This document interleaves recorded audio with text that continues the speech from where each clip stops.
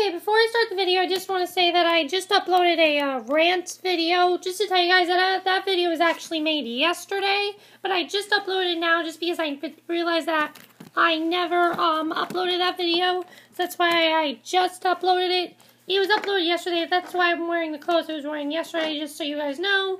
I didn't just do that video now, it was uploaded yesterday.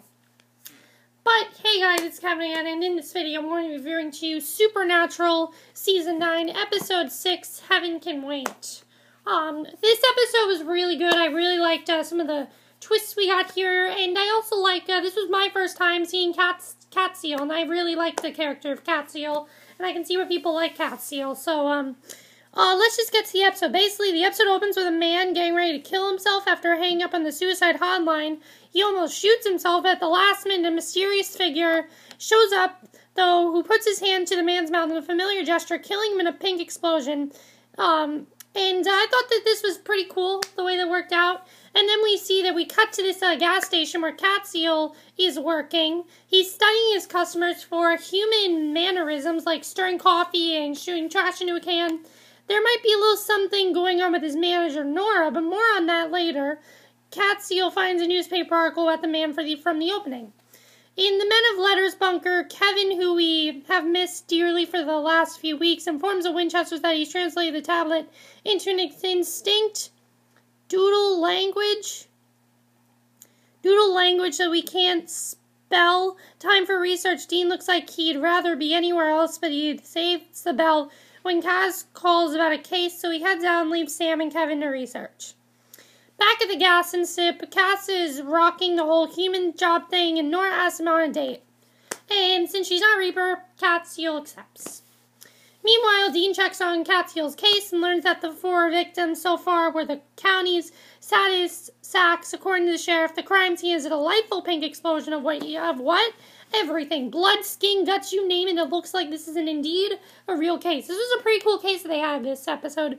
I mean, it wasn't like last week where it was a silly episode. This was actually an actual episode that had a lot of plot development. So, yeah.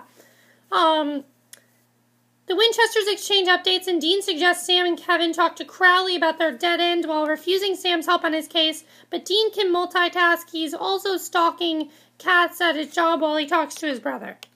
So at the local high school, you see this teenage girl. She's on the phone upset about a breakup, and she said, I could just die. She complains that, she's kind of just like, oh, why couldn't you just broken up with me over Facebook? That part had me laughing. It's like, who breaks up with someone? If you break up with someone over Facebook, that's just wrong. Don't break up with someone over Facebook. Do it in person. But the guy appears behind her and offers to help with that, and we see her die. Basically, she dies. But Dean shows up at this gas and sip, but Cass isn't actually thrilled to see him. He's content nuking taquitos and nachos, and since he found a job in this economy, he has every right to be happy. Dean tries to convince him to help, but Castiel is having none of this. When Dean gets a call about a new death, Castiel finally relents once his shift is over. Back in the bunker, Joy, thy name is Sam and Crowley. Seeing Sam fills Crowley in on their dilemma, and Crowley does indeed have the skull set to read the doodle language we can't spell, but naturally he'll only help for a prize. Sam and Crowley sass each other a bit, Sam saying, I've been abandoned is scarier than Crowley has been in years, and Crowley throwing some crumble paper in Sam's face. All in all, it's pretty great. Then we go back to the high school where there's another pink explosion. The friend the victim was talking to before her death tells Dean the sheriff about the breakup while Cass looks on horrified. It turns out he recognizes this handiwork from heaven, and he says it's bad. So Castiel then tells Dean that this is the work of a medic agent who treated wounded angels on heaven's battlefields. Castiel realizes this angel is continuing his heavenly work on earth, bringing mercy to those in pain. He doesn't understand the intricacies of human emotion, though, so a teenage breakup holds equal weight to a suicidal man. Castiel then tells Dean he has to take care of this angel alone.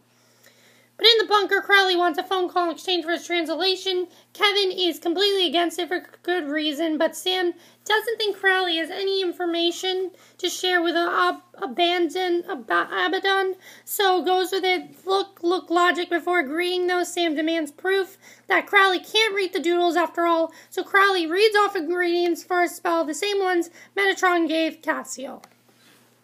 So Dean drops Castiel off for his date, offering some advice on fashion and dating. Castiel cuts a rose from the bush by the door to give to Nora before signaling Dean to leave. It's all this was a very cute scene. I like seeing them, and I can see why people like them together, like want them to have a relationship, but I'd see them more as brothers, definitely. Nora actually had a date with someone else and just wanted Steve to babysit Alice, her baby. So Sam is ready to breathe, and this was really funny, the way he was expecting to have a date with a girl, but she has a date with someone else, so that's not good. So Sam is ready to bleed for Crowley's hotline to hell, but Crowley wants Kevin's blood for variety, he says. For nefarious purposes, we say Kevin relents, though, and Crowley makes his call.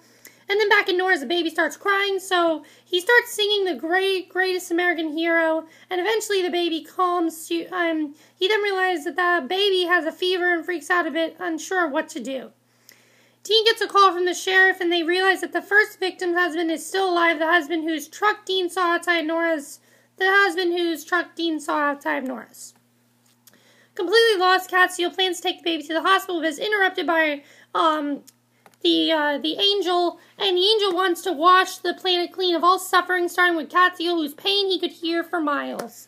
And as he monologues, Castiel cuts himself in the discard roses thorns to gather some blood in his hand, but Ephraim stops, that's the angel, he stops him before he can draw off a banishing sigil. He's about to smite Castiel when Dean arrives, so he's tossed aside. Castiel tells Ephraim that he wants to live, and Dean tosses Castiel his angel blade, and Castiel stabs Ephraim. I really like this villain. I really liked his plot and everything. I thought that was just really, really cool. Back in the dungeon, Crowley finally gets through to Abaddon, and Alana Huffman's presence is a most welcome surprise. Abaddon seems has been collecting souls from hell by voiding Crowley's 10-year contracts. She's taking the old order down brick by brick, while Crowley continues to lose support because he's turned into the Winchester's kennel dog.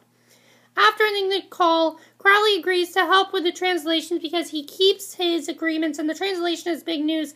Metatron's spell is actually irreversible.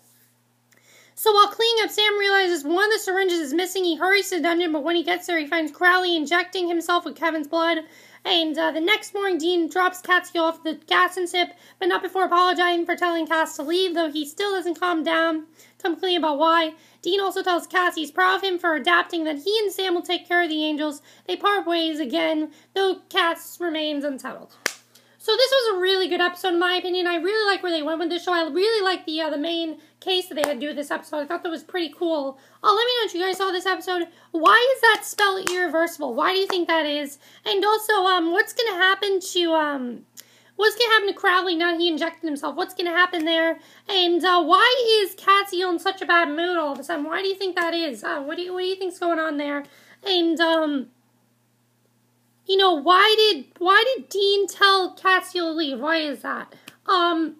But that's it for my review. I hope you enjoyed it, and I will see you guys in the next video, which will be my review of Arrow. So see you then. Bye.